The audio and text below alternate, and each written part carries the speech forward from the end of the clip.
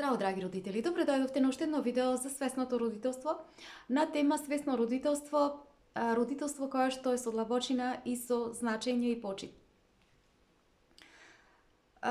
Кога станува збор за свесното родителство, особено денеска одбрав еден доста интересен наслов, затоа што колку повеќе во суштина јас навлегувам во свесното и се едуцирам околу свесното родителствување, забележав дека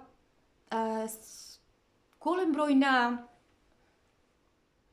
семејства во западниот свет го практикувале ова свесно родителствување со помош на луѓе кои што ги едуцирале и кои што вршеле коучинг, тренирале, предавале за свесно родителство уште пред 20 години, дури и повеќе, затоа што и самите овие луѓе биле свесно родителствувани од страна на своите родители. Значи тоа се случувало пред 40 и 50 на години, кои што имале навистина едуцирани родители и кои што биле наставници, професори.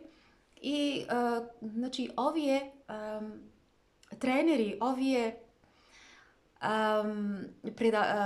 луѓе кои што предавале биле воспитувани во духот на свесното родителствување. И една од тие жени е Естер Монтмани.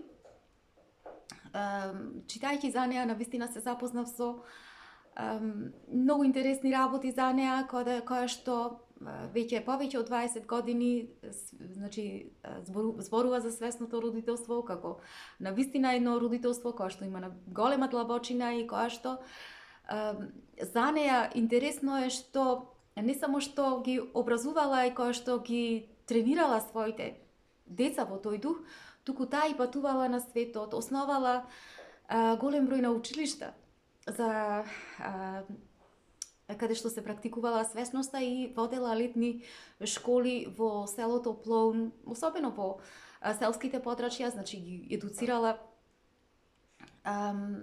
родителите и децата.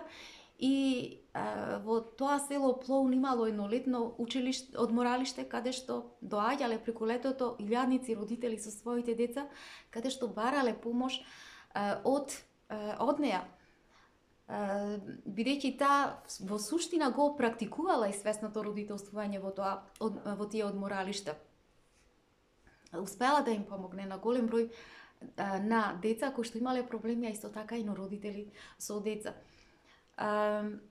Например, на тие отворени дискусии многу интересни работи има во врска со неа кога се зборувало за по конкретни прашања.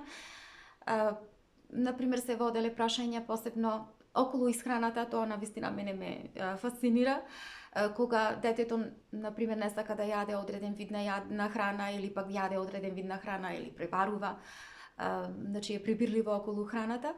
И што кажува Естер? Естер кажува дека конзумирањето на храна има длабок аспект во животот на луѓето, меѓутоа ние луѓето тоа го гледаме како едноставен аспект.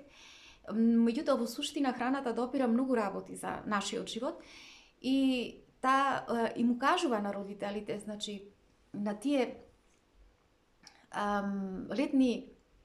во тие летни одморалишта кога имале отворени дискусии, особено му зборувала на родителите дека моментите кога ја конзумираат храната заедно со семејството, секогаш треба да гледаат како на среќни моменти, на моменти кои што особено треба да ги учат децата дека треба да бидат благодарни за храната, значи да ги освестат што повеќе тие моменти со децата, во смисла на тоа дека да разберат дека се многу среќни како фамилија, дека сме среќни што секогаш можеме да имаме храна на нашата трпеза. Да сме среќни, да бидеме благодарни во тоа што можеме да имаме секаква храна, дури и храна која што не се одгледува на нашето подрачје, затоа што таа храна е донесена од други краишта преку транспортни средства донесена, значи тие моменти секогаш да ги освестуваме дека и нашите деца, да ги запознаваме нашите деца дека храната многу тешко се, значи таа дека треба да се одгледува, треба да расте, па тек да дојде на нашите трапези, колку сме ние среќни што можеме да си дозволиме да многу брзо да можеме да ја донесеме на нашата трпеза и да можеме да ја конзумираме од супермаркетите. Исто така и тоа што можеме секогаш да ја имаме како свежа, да сме благодарни тоа што секогаш храната има прекрасен изглед. Значи, децата секогаш да ги освестуваме за тие нешта, но што се случува? Таа им кажува дека што повеќе родителите кога станува збор за ваквите моменти, кога се собираат за на трпеза, тие се почесто се ретки моменти. Зошто? Затоа што родителите се повеќе се чувствуваат несреќни, се повеќе се чувствуваат напнати, полни се со многу стравови и сето тоа им се пренесува на децата, па и децата, значи, не се среќни кога се на трпеза, почнуваат да стануваат пребирливи и голем број на проблеми се јавуваат кај нив во врска со храната, така да времето кое што е заедничко минато на трпеза, наместо да биде момент на радост, наместо да биде момент на среќа, и секогаш да се гледа на моментот додека се приготвува храната, да биде секогаш среќен момент, се повеќе и се повеќе се гледа на тој момент како на проблем. И така да, кога зборуваме за храната, значи и самите увидува како се повеќе семејства, значи секој различно јаде, тој момент се разнебитува се повеќе кај семејствата. Исто така и Естер објаснува дека она што родителот што ќе им го даде како среќа, како радост што ќе им го прикаже во моментот на хранењето, пред се ќе зависи од возраста на самото дете. Што значи тоа? Тоа значи дека кога децата се мали, например кога станува збор за доенчето, секогаш семејството треба да обезбеди едни мирни, тивки моменти на мајката и детето, значи да обезбеди една пријатна атмосфера во која што мајката ќе може да биде со своето дете. Затоа што таа и самиот момент со детето го објаснува на еден прекрасен начин. Кажува како да забележиме првиот момент кога детето ќе се храни од мајката, кога мајката го дои своето дете, со колкава длабочина детето ја гледа со својата мајка, со колкава заљубеност детето ја гледа својата мајка. Значи, и тоа е момент на заедништво, затоа што и мајката исто така е премногу восхитена од своето дете. Значи, тоа е момент на отворено срце, момент каде што мајката и детето се присутни тука во просторот еден за друг. И тој момент не е само свет момент и за мајката и за детето поради храната, туку затоа што во тој момент представува атмосферата е релаксирана, мајката се чувствува комфортно со детето, истовремено, значи додека дои мајката си го гали детето по обравчето, му искажува зборови нежни и полни со љубов. И во тие моменти, значи мајката не само што чувствува одредена блискост, во смисла на физичка блискост, контакт на телото со бебето и мајката, туку истовремено исклучива блискост и со срцето на детето, значи две срца ствараат една заедништво. Се негува таа длабока љубов помеѓу срцето на мајката и срцето на детето. Меѓутоа, доколку не се остварат соодветни услови, значи мајката може да биде во тие моменти многу нервозна и сето тоа влијае врз самото дете.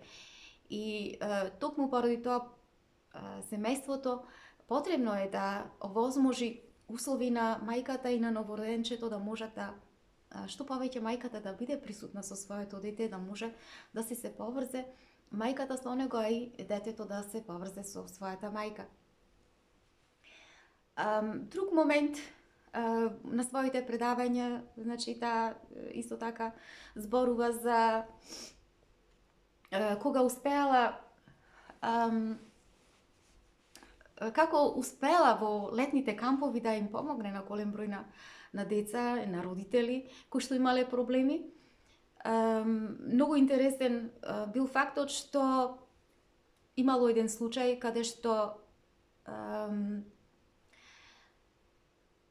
едно девојче имало 7 години и тоа било донесено кај во кампот, значи тука кај Естер, да и помогне затоа што незината мајка веќе подолго време доживеала одредена траума и не била во состојба да може да му обрне на своето дете. И токму поради тоа девојчето изгубило апетит, подолго време не јадело, изгубило многу на својата телесна тежина, добило здравствени проблеми и тие го носеле на многу места, значи упатено било на повеќе места, меѓутоа не можело ништо да им се помогне, никој не можел да му помогне на девојчето и конечно било донесено кај Естер, каде што таа го прибрала кај себе, затоа што значи така го практикувала таа свесното родителство, го донесла во домот кај своето семејство со своите деца и она прво што го направила Естер било што никаков притисок не извршила во почетокот, значи на тоа девојче за да околу исхраната и ја наблюдувала неколку дена со ред, значи истовремено не правејќи никакви измени во режимот на нејзината храна, на нејзината исхрана во нејзиниот дом. Значи тие вообичаено имале доручек кој што се состоел од овошје, се состоел од јаткасти плодови, се состоел од суво овошје и така натаму, значи не користеле шеќери, не и адитиви. И ручекот секогаш со своите деца заедно го спремала со многу љубов во една прекрасна атмосфера, весела атмосфера, со песна. И забележала дека тие денови кога додека тие го приготвувале ручекот, девојчето постојано облетувала околу нив и при тоа велејќи и јас не сакам да јадам, меѓутоа Естер тогаш и рекла и одговарала во рете, значи во овој дом ти не мораш ништо да јадеш, она што не го сакаш. Значи ние секогаш ја приготвуваме ова ручекот, секогаш го приготвуваме со многу љубов, со многу радост, а ти самата одлучи дали си гладна или не. И меѓутоа пред ручекот Естер ја обрнала големо внимание, ја зела, ја однесла во прекрасната природа, каде што шетале заедно со своите деца, каде што ја носеле покрај една прекрасна река, па играле таму различни игри, ја оставила да се поврзе со природата, со птиците, со песната на птиците, со тревата, со водата и едноставно забележала дека после тоа девојчето почнало да покажува одредена стрвост, меѓутоа само во меѓу оброците, значи кога требало нешто да се земи, например, или ќе земела домашна бисквита или пак јогурче, меѓутоа оброците, главните оброци ги одбивала. И што се случило? Естер одлучила да ги скрати тие меѓу оброци и да се фокусира на главното јадење. И да види што ќе се случи во таа насока и таа одлучила да му помогне на девојчето за да може побрзо да се одлучи да земе храна, бидејќи подолго време не конзумирало храна и поучена од нејзиното искуство во голем број на случаеви со деца кои што имале вакви проблеми, таа што направила? Зела повеќе чиничина и сватила дека, значи, кога има ваков проблем со деца, секогаш децата многу повеќе се определувале да почнат, затоа што првиот момент да се ослободат, да земат храна бил најтешкиот момент. И многу помагало кога храната била распределена чисто во посебни ваганчиња. Значи во едно ваганче ставила домати, во друго ваганче маслинка, во трето чиниче, ориз, сирење и така натаму. И додека таа ја спремала храната за нив, ручекот, за девојчињата, за низините девојчињата, ги поставила овие чиничиња на масата и да види што ќе се случи. И навистина после некое време девојчето со прикрадување почнало постепено да зема од секое чиниче по нешто од храната, мислејќи дека не ја забележуваат незините ќерки и Естер. Меѓутоа Естер била многу свесна за тоа нешто, затоа што знаела дека тоа прикрадување всушност било едно нејзино манипулативно однесување во врска со идејата нејзина, која што имала во својата глава, да биде сакана, да се грижи за неа, ова се однесувало за нејзината мајка.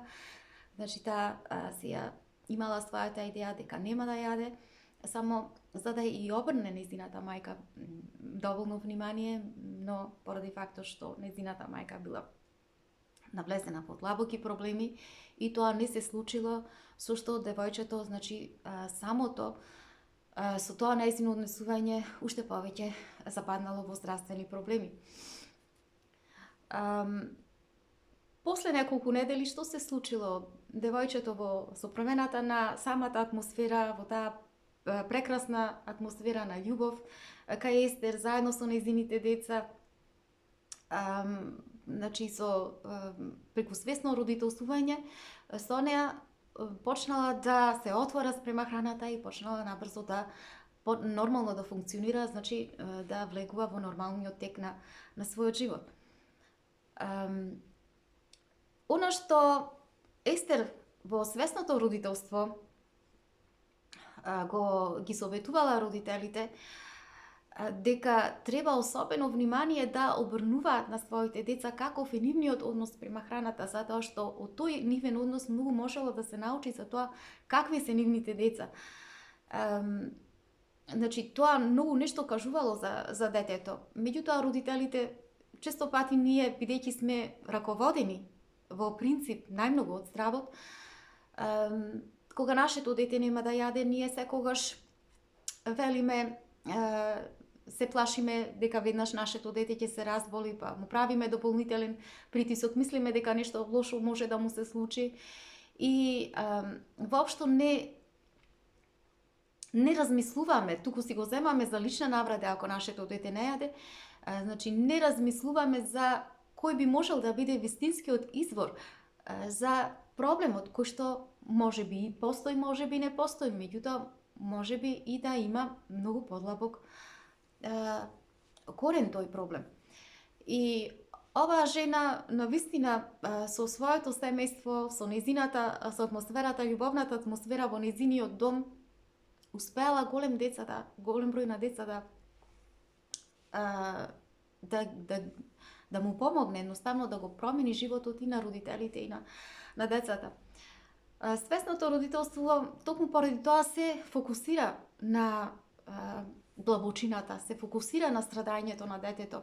Меѓутоа, често пати родителите ние погрешно реагираме, веднаш влегуваме во осуда со нашите деца, му зборуваме како се лоши, како лошо постапуваат, како не слушаат, па влегуваме и во споредби со другите деца, гледај се на брат ти, гледај се на сестра ти и така натаму. Меѓутоа, Естер што ни вели овде? Естер, ги советувала родителите, му велела кога навистина детето би имало родител кој што би можело да го види навистина, кој да може да го разбере, да може да го сослуша, да може да види што навистина се случува во него внатрешно, подлабоко, тогаш тоа ќе влијае благотворно врз детето.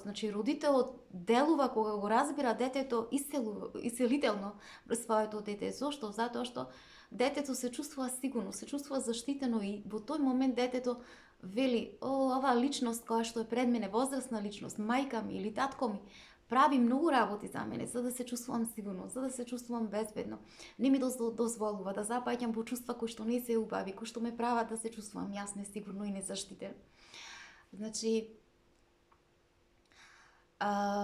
во принцип, свесното родителство го гледа детето подеднакво, без разлика на неговата возраст. Значи, без разлика дали детето е новороденче, без разлика дали има 2, дали има 5, дали има 12, дали има 16 или 18 години, свесното родителство исклучиво зборува дека треба особено внимание на сите деца подеднакво да се обрне внимание, значи детето да се гледа во неговата целокупност, да се има еден холистички пристап кога детето има проблем. Да се види што може да, за да најдобро да се допре до изворот на самиот проблем. И затоа што ние вообичаено кога станува збор за децата, ако забележиме дека нашето дете се однесува манипулативно на некој начин, велим, остај, тоа е дете, ќе му помине.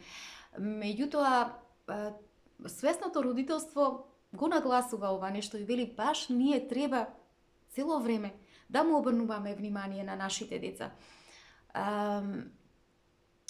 И тоа особено, значи, дури и физички, во начинот на комуникација, треба да му обрнеме доволно внимание. Ако детето мало, ние треба да се наведнеме и да комуницираме на исто ниво со него и длабоко да го погледнеме во неговите очи и во тој момент добро да го сослушаме детето што сака да ни каже. И кога станува збор дури за новороденчето, значи ние секогаш треба да бидеме отворени спрема своето дете, да сакаме да го сослушаме какви звуци испушта нашето новороденче, какви движења прави нашето новороденче, што сака да ни каже, за да можеме да разбереме навистина што се случува во тој момент, што навистина му е потребно на детето. Затоа што свесното родителство особено нагласува дека иако се децата мали, значи тие го имаат тој капацитет да можат нас да не разберат што е она што тие сакаат да ни го кажат. Значи тие се длабоко свесни за тоа нешто. Иако ние во тоа нешто не можеме да веруваме. Меѓутоа, толку се способни децата за тоа и ние кога му даваме повратна информација, кога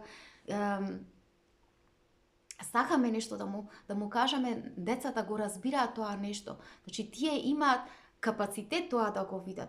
И кога ќе го споделиме тоа искуство, ќе го видиме тоа кај нашите деца, тоа е навистина исклучително за нас. Тоа представува едно прекрасно искуство кое што значи ретко се доживува и всушност тогаш нашите деца ни го даваат најубавиот подарок. И токму е тоа што го прави свесното родителство исклучително, значи стапува напред пред другите родителства.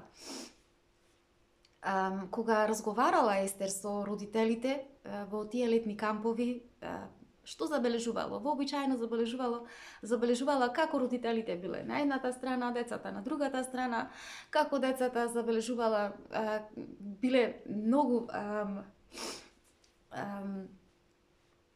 внесени во неприродна состојба, значи го глумеле своето однесување и едноставно родителите тоа не го земале сериозно. Велеле, деца се, тоа ќе го надминат. Меѓутоа, токму поради тоа, Естер во текот на незиното растење и како е воспитувале незините родители, сето тоа го разбирала и го сваќала и токму поради тоа им укажувала на родителите дека родителите многу е битно уште од мали нозе да ја задржат автентичноста кај своите деца. Значи да бидат сериозно внесени во однесувањето на своите деца, да разберат што навистина им е потребно на децата од мали нозе, за да не влегуваат во такви, да не запаѓаат во такви манипулативни однесувања, да не почнат да го глумат да влезат во некој идентитет, да глумат уште од мали нозе и постепено да го растат тој идентитет. И тоа е, всушност представува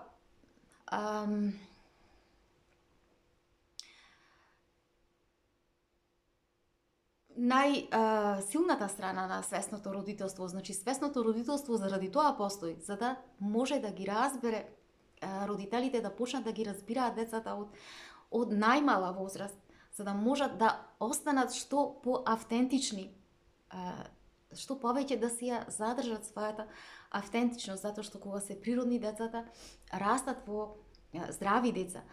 И особено, значи, битно е децата да ги разбираме во секака ситуација. Значи, најлесно е да се разберат децата кога се среќни, меѓутоа родителите да сакаат да ги разбираат своите деца и кога се тажни. Значи, што е предизвикало на вистина нивната тага? Таа состојба во која што се наоѓаат, меѓутоа истовремено и да ги разберат децата кога се наоѓаат во состојба каде што треба да се вложат повеќе. И тоа е вториот момент кој што е многу битен во свесното родителство, каде што родителите баш во таквите моменти кога децата треба да направат нешто, родителите да се стрпат, значи едноставно да им дадат простор на децата, да веруваат во нивниот капацитет, дека тие се способни сами тоа да го направат. Значи да ги учат децата дека не се беспомошни, дека да не влегуваат во улога на жртви, туку дека тие имаат сила да ги надминат пречките кои што се поставени пред нив во нивниот живот. Во врска со тоа, значи, ни дава еден личен пример за нејзиното девојче, која што сега веќе имало 20 години, била возрастна млада дама, меѓутоа тогаш била многу мала, се уште не е одела и кажува како таа еден ден била во нејзината кујна, нејзиното девојче била со неа, готвела и најнаш додека готвела и паднало едно кромиче на подот, нејзиното девојче била на подот, играла со играчките и кромичето паднало точно пред неа на одредена далечина. И интересен бил фактот што нејзиното девојче, бидејќи се уште не одело, тоа лазело и секогаш лазело наназад, наместо нанапред. И восхитена нејзиното девојче од кромичето, таа го испружила рачето и го допрела со прстето кромичето, кое што подскокнало неколку сантиметри нанапред. Но поради фактот што нејзиното девојче едноставно не сакало да лази нанапред, значи таа состојба не и била позната, и ја погледнала нејзината мајка, почнала да кемка, почнала да плаче и барајќи од неа помош, едноставно нејзината мајка да ја заврши таа работа. Меѓутоа, Естер се симнала на нејзино ниво, клекнала и длабоко ја погледнала во нејзините очи и се насмевнала, со многу љубов ја погледнала, ја погалила по нејзината коса и рекла: а сега ова е твоја работа, значи ти ќе мораш сама ова да го направиш. И станала, продолжила со својата работа и при тоа, значи, цело време внимавала на неа што ќе се случи, што ќе се прави. Но сепак сето тоа тивко, за да не го забележи нејзиното девојче, и ја набљудувала. И забележала дека после неколку минути девојчето, упорно гледајќи во кромичето, самата одлучила за прв пат да тргне напред и за да го земе. Што значи тоа? Тоа значи дека тоа е моментот кој што нас, значи цело време таа го кажува за кога свесно родителствуваме, кога како родители ние ги учиме нашите деца да си веруваат повеќе во себе, значи да не да трчаме да ги спасуваме нашите деца, туку да му даваме простор за самите да си веруваат на самите себе си, дека навистина можат тоа да го направат. И колку било мало нејзиното девојче, меѓутоа сепак самото разбрало и сватило дека тоа е нешто што мора самата да го направи. Дека мајка и нема да дојде да трча да ја спаси во тој момент, да ја помогне. Иако таквите моменти за нас како родители навистина знаат да бидат предизвикувачки, значи да не болат често пати, да не заболат, во смисла на тоа, да не се мачи нашето дете, да сакаме да притрчаме, да им помогнеме, но овие се токму моментите кои што нас ни кажуваат дека како родители и ние да си дадеме повеќе простор и ние да си веруваме на самите себе си, дека тие одлуки во таквите моменти кога ги носиме за нашите деца се навистина вистинските одлуки кои што ги правиме. Зошто? Затоа што кога ќе забележиме повеќе пати тоа нешто, кога ќе го практикуваме, ќе забележиме дека со тоа нешто, со тие одлуки кои што ги носиме на таков начин за нашите деца, ние сме им овозможиле да се случуваат позитивни промени кај нашите деца. Што значи тоа? Набрзо ќе видиме дека нашите деца стануваат имаат поголема самодоверба. Децата, значи, стануваат поинтелигентни. Зошто? Затоа што самите размислуваат што треба да направат. Нивното мозоче мисли во таквите моменти, значи принудено е да мисли. Исто така му овозможуваме на нашите деца да бидат само зајакнати во смисла на тоа сами да знаат да носат одлуки, да бидат решителни, затоа што детето во моментот кога во случај со кромичето самото носи одлука дека тоа нешто ќе го направи, колку повеќе децата ги учиме на тоа, значи ние учиме деца да бидат само зајакнати деца, деца со голема самодоверба, деца кои што почнуваат да размислуваат критички, деца кои што исто така во моментот кога почнуваат да тргнуваат и да решат да сакаат да тргнат во акција. Значи детето во тој момент гледаме како решава да и физички да се раздвижи, значи употребува моториката истовремено. Значи сето ова кое што му овозможуваме да се случи кај нашите деца преку свесно родителствување во друга насока, што прави? Ни прави позитивни промени кај нас, во смисла на тоа ние да бидеме потрпеливи како родители. Сите оние фрустрации кои што ги имаме во тој момент да можеме да ги isprocesirаме, сите оние страдања, болки во тој момент кои што ни се јавуваат, да можеме да ги исцелиме. И на тој начин и ја градиме довербата. Се повеќе и повеќе како родители си веруваме на себе си дека ги носиме правилните одлуки за нашите деца, а колку повеќе си веруваме, тоа значи дека градиме се повеќе и повеќе љубов за самите нас како родители. Драги мои, тоа би било се за ова видео. Имајте прав ден. Се гледаме.